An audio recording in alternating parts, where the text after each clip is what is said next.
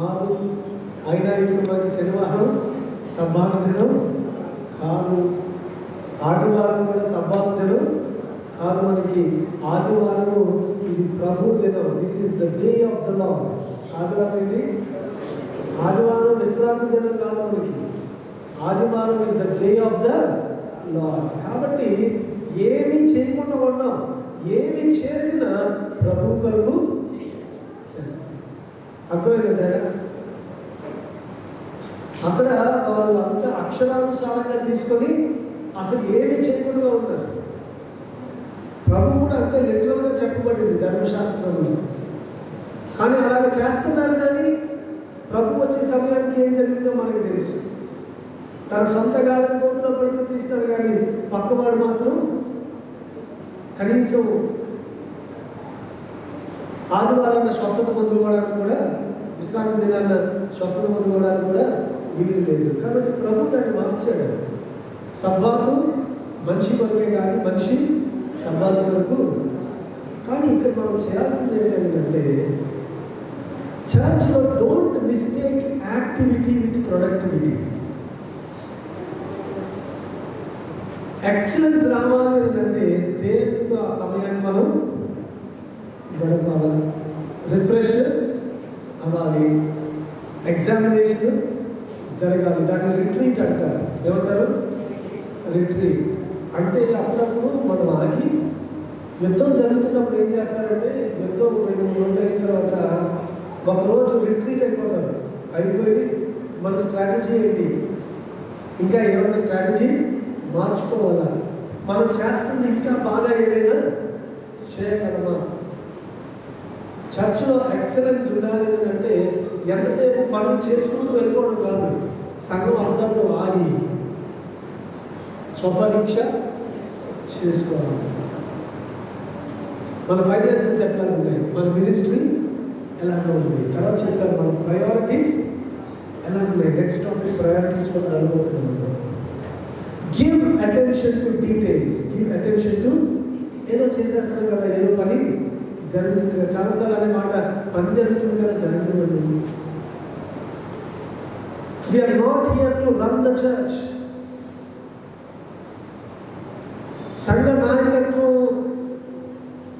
Church నడిపేస్తే కాదు. చర్చ్కి ఒక పర్పస్ ఉంది. ఆ పర్పస్ ఫుల్ఫిల్ అవుతుందా లేదా? లేకపోతే ఎలా ఉంటుందంటే ఆపరేషన్ సక్సెస్, పేషెంట్ డెడ్ అంటారు కదా. అన్ని బాగానే జరుగుతాయి చర్చ్లో. ఆదివారం ఆరాధన బాగా జరుగుతుంది, కానుకలు బాగానే వస్తాయి, పండుగలు బాగానే జరుగుతాయి. But there is no excellence, there is no excellence. కాబట్టి సంఘము సత్యానికి స్తంభంగా, దీపస్తంభంగా ఉంది. సంఘం చేయాల్సిన పని చేయదు. డీటెయిల్స్కి ఇంపార్టెన్స్ ఇవ్వాలి. అంటే రెస్ట్ తీసుకొని యాక్టివిటీయే కాకుండా ఆగి మనల్ని మనం పరిశీలన చేసుకోవాలి. రెండవది ఏంటంటే విల్ఫుల్. సంఘంలో చిన్నదే కానీ పెద్దదే కానీ బాధ్యత స్వీకరిస్తున్న వారందరూ తమంతట తాము స్వచ్ఛందంగా అది చేయాలి. అప్పుడే ఎక్సలెన్స్ ఉంటుంది. బలవంతంగా చేస్తే పాస్టర్ గారు చెప్పారు కాబట్టి, అందుకనే పౌలు అంటాడు, మీరు మనుషులకు చేస్తున్నట్టుగా కాక దేవునికి చేస్తున్నట్టుగా మీరు చేయండి. నిర్గమకాండం 35:20-29 కనుక చూస్తే, నిర్గమకాండం 35వ అధ్యాయం 20-30 29 చదువుతున్నాను చూడండి. మోషే చేయవలనని యెహోవా ఆజ్ఞాపించిన పనులన్నింటి కొరకు ఇశ్రాయేలులో పురుషులేమి స్త్రీలేమి తెచ్చుటకు ఎవరి హృదయంలో వారిని ప్రేరేపించునో వారందరూ మనఃపూర్వకంగా యెహోవాకు అర్పణలను. ఇది కానుకని కాదు, ఇక్కడ మనపూర్వకంగా అర్పణ ఒకటే కాదు, నీ పని కూడా అర్పణే, నీ పరిచర్య కూడా అర్పణే. ఒక క్వశ్చన్ అడుగుతాను మిమ్మల్ని. దేవుడు కయ్యను అర్పణ ఎందుకు అంగీకరించలేదు, హేబేలు అర్పణ ఎందుకు అంగీకరించలేదు? ఇచ్చాడు?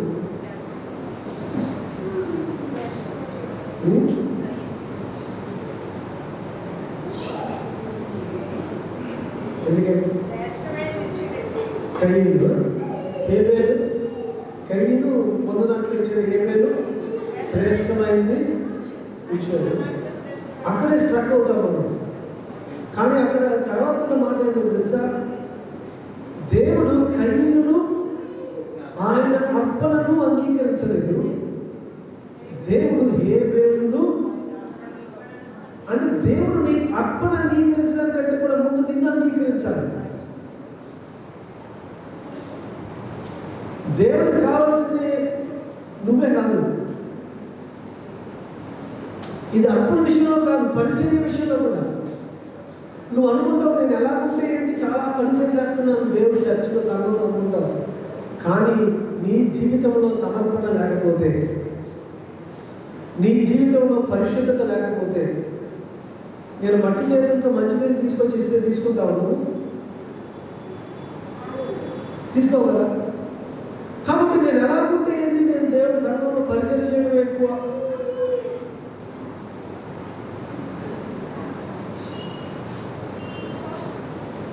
ఎక్సలెన్స్ అనేది చాలా చాలా ప్రాముఖ్యం, చాలా చాలా ప్రాముఖ్యం. విల్ఫుల్గా ఉండాలి, సమర్పణలో నుంచి అది రావాలి, మనపూర్వకంగా రావాలి. నువ్వు చేసే పని కాదు, నువ్వు అర్పించే అర్పణ. దేవుడు దేవుడికి దేవదూతలు ఉన్నారు పని చేయాలనుకుంటే. If it is the purpose of God just to get things done, ఒక్క ఆజ్ఞతో దేవదూతలు వచ్చే పని చేస్తారు. కానీ దేవుడు నీతో ఎందుకు పని చేయించాలనుకుంటున్నాడంటే ఈ పని ద్వారా నిన్ను మార్చాలనుకుంటున్నాడు. నువ్వు దేవాలయంలో పని చేస్తున్నావు అంటే ఆ పని ద్వారా నువ్వు మారాలి. ఒక ఆయన బట్టల షాప్లో పనిచేస్తాడండి. ఆ బట్టల షాప్లో ఏముంటుందంటే బట్టలు తీసి పెట్టినట్టు సర్దేస్తూ ఉంటారండి. అది అలవాటు అయిపోయి ఇంటికి వచ్చిన తర్వాత కూడా ఎవరైనా మనసు మీద ఏమైనా బట్టలు పెడితే వెంటనే లోపల పెట్టేస్తాడు. ఆవిడేమో బాబు స్నానం చేద్దామని చెప్పి చీర తెచ్చుకుంటారు. బాత్రూమ్ నుంచి వచ్చేసరికి మా చీర ఉండదు అక్కడ. ఎందుకంటే అన్ని లోపల పెట్టేయడం. నువ్వు ఒక పనిలో ఉన్నావంటే it has got lot of impact. అది ఆయన టీటీగా చేస్తాడు. ఇంటికి వచ్చిన తర్వాత కూడా ఇలా కదులుతూ ఉంటాడు. ఎందుకంటే మా వారు ట్రైన్ టికెట్ కలెక్టర్ అండి, ట్రైన్ వెళ్తూ ఉంటాడు కదా. కాబట్టి ఆయన మోగా ఇంటికి వచ్చిన కూడా ఇంట్లో ఉన్నాడు. అరే లోకంలో నువ్వు చేసే చిన్న చిన్న పనులే నీ మీద అంత టాల్ ఉంటే దేవుడి సన్నిధిలో నువ్వు పరిచయం చేస్తున్నప్పుడు నీలో ఏ మార్పు ఉండట్లేదు, ఏ ఇంపాక్ట్ ఉండట్లేదు. సంపూర్ణమైన సమర్పణతో ఆ పని నువ్వు చేస్తున్నావా లేదా? చాలా చాలా ప్రాముఖ్యం. కానీ మూడవది స్కిల్ఫుల్. ఎక్సలెన్స్ ఉండాలంటే రెస్ట్ఫుల్, విల్ఫుల్ అండ్ స్కిల్ఫుల్. నిర్గమకాండము 30 నుంచి 32 వచనాలు కనుక చూస్తే, మోషే ఇశ్రాయేలీయులతో ఇట్లా చూడండి, యెహోవా 3 కుమారులను 3 మనులైన బసలేయుల పేరు పెట్టి పిలిచి విచిత్రమైన పనులను కల్పించినప్పుడు, బంగారుతో వెండితో ఇతరులతో పనిచేయటకు, రత్నములను సానబెట్టి పొరుగుటకు, చెప్పుటకు, విచిత్రమైన పనులన్నింటినీ చేయటకు, వారికి ప్రజ్ఞ వివేక జ్ఞానములు కలిగినట్లు దేవుని ఆత్మతో వారిని నింపుతున్నాడు. దేవుని పని చేస్తున్నాడు అంటే స్కిల్తో చేయాలి. విల్లింగ్నెస్ ఒకటే సరిపోదు. అందుకని ఏ పని ఎవరికి అప్పచెప్పాలో తెలియాలి. దేవుని సన్నిధిలో దేవుని ఆత్మతో నింపబడినప్పుడు ఈ మాట జాగ్రత్తగా వినండి. దేవుడు నీ సహజమైన టాలెంట్ను కూడా ఉపయోగించుకుంటాడు. చాలాసార్లు మనం ఏమనుకుంటాం అంటే దేవుని ఆత్మ చేత నింపబడినప్పుడు ఆటోమేటిక్గా మనకి ఎక్కడి నుంచో సామర్థ్యం వచ్చేస్తుంది అనుకుంటాం.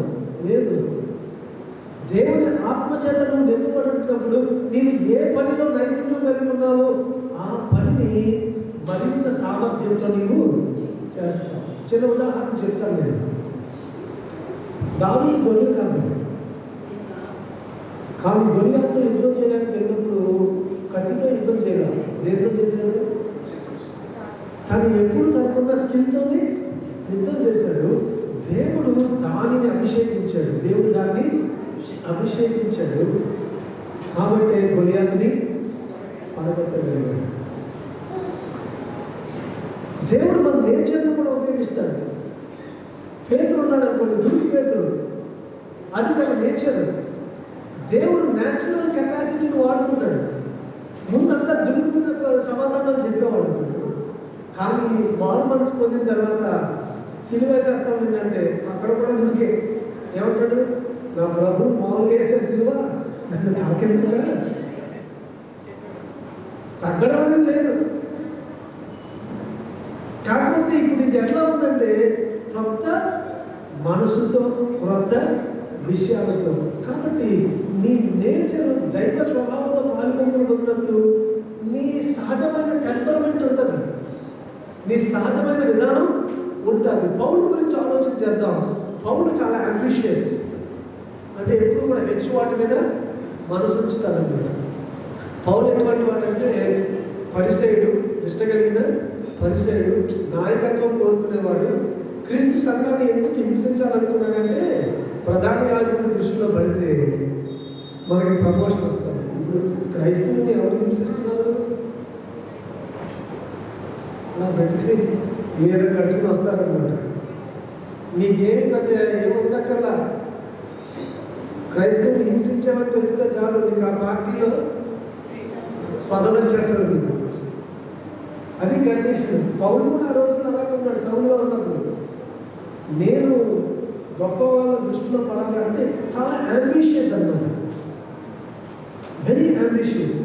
కానీ దేవుళ్ళకి వచ్చిన తర్వాత ఆ అంబిషన్ ఎలాగైపోయిందంటే ఆ అంబిషన్ తగ్గల. ఏం చేసినా కానీ మనం ఎప్పుడు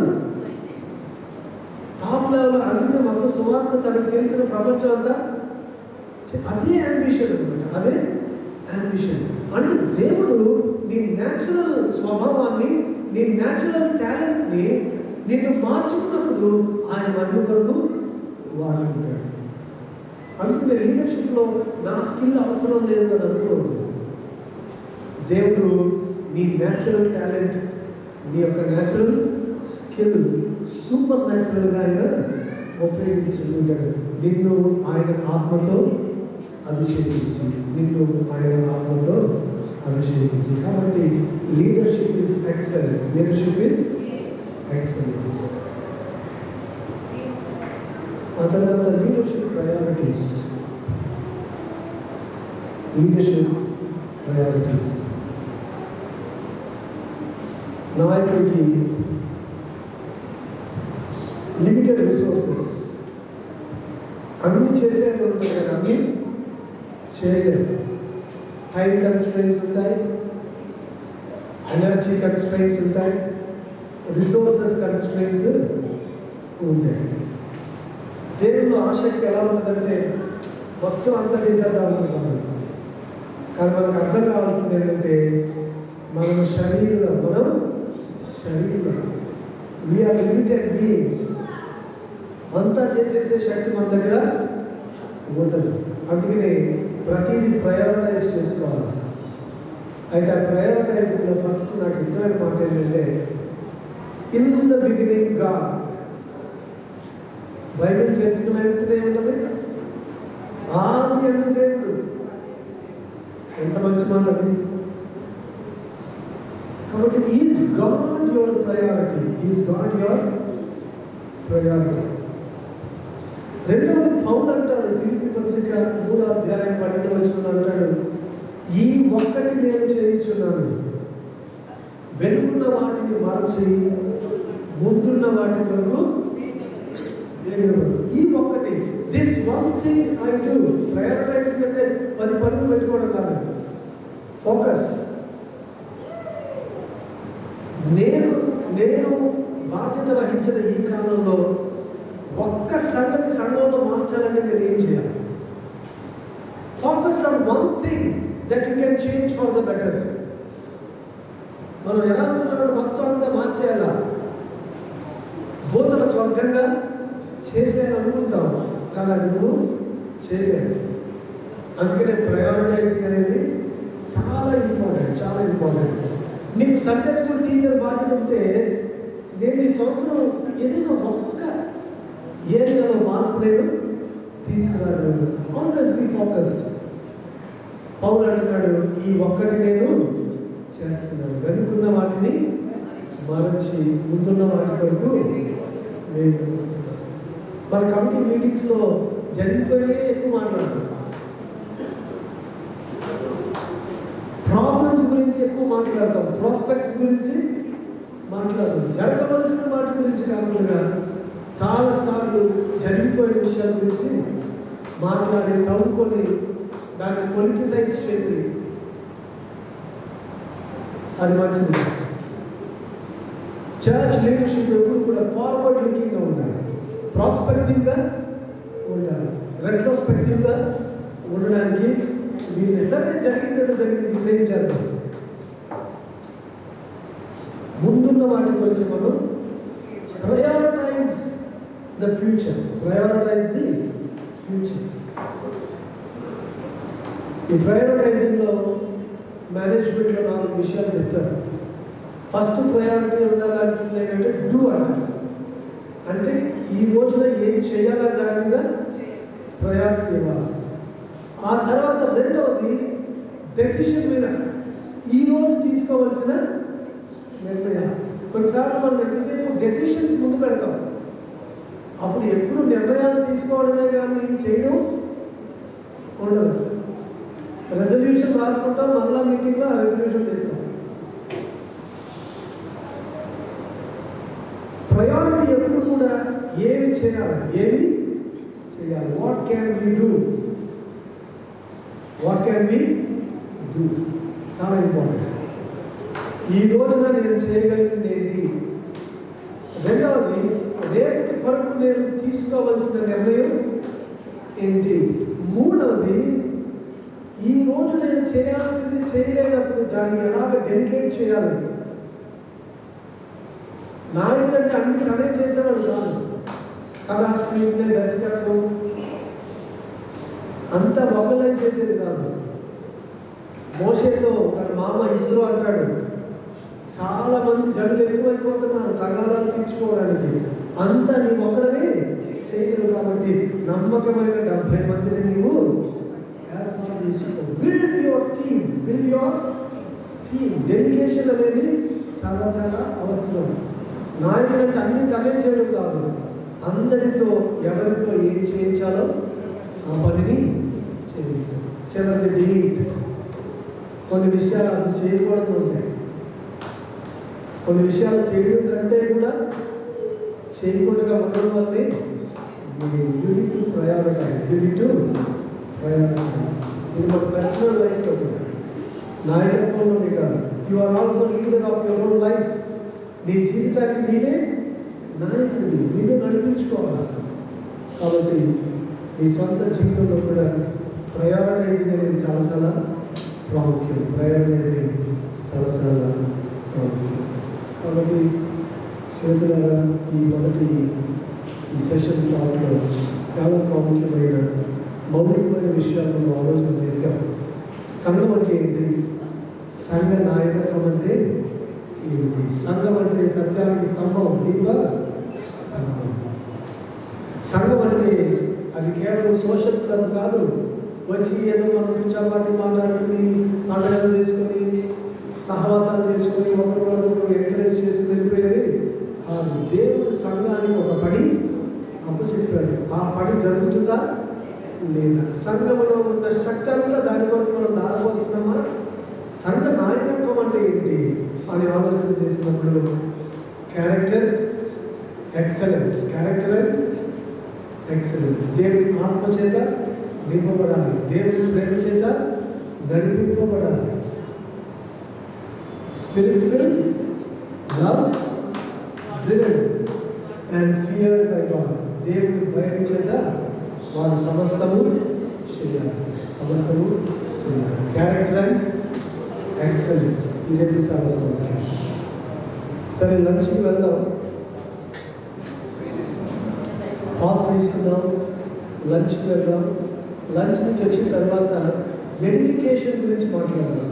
ఎడిఫికేషన్ 3 విషయాలు ఇచ్చారు నాకు లీడర్స్. ఎవరు ఇచ్చారు కానీ మంచి టీం ఎవరు ఏర్పాటు చేశారు? చాలా మంచి టీం. సంఘం, సంఘ నాయకత్వం, సంఘ క్షేమాభివృద్ధి. భోజనం చేసి వచ్చాడు, అది అసలైంది. చిన్నపిల్లలకి క్రీమ్ బిస్కెట్ ఇచ్చామనుకోండి, వాళ్ళు ఏం చేస్తారు? ముందు క్రీమ్ తినేసి అలా ఉండకండి. అసలు బిస్కెట్ తినిపించడానికి క్రీమ్ పెడతారు, అందులో పోషకాలన్నీ ఆ బిస్కెట్లో ఉంటాయి. కాబట్టి అసలు సంగతి లంచ్ అయిన తర్వాత ఉంది మనకి. ఇప్పుడు చెప్పుకున్నదంతా దేని కొరకంటే సంఘ క్షేమాభివృద్ధి కొరకు. కాబట్టి మీరు క్రీమ్ తిని బిస్కెట్ వదిలేయండి.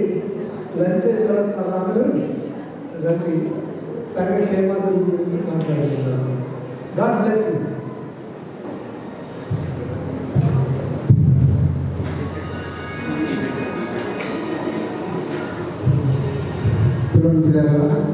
మీకు కింద భోజనం తీసుకుంటున్నాను చేశాను.